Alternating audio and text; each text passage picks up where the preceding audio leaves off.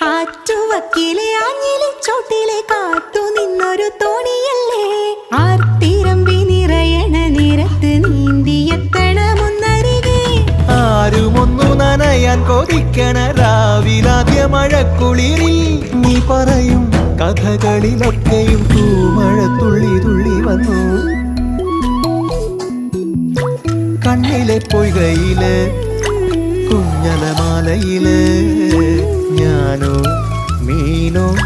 കാണാത്തീരം തേടി പോകും പൊൻകിന തോണികളോ പൊന്നര എന്നെങ്ങളോ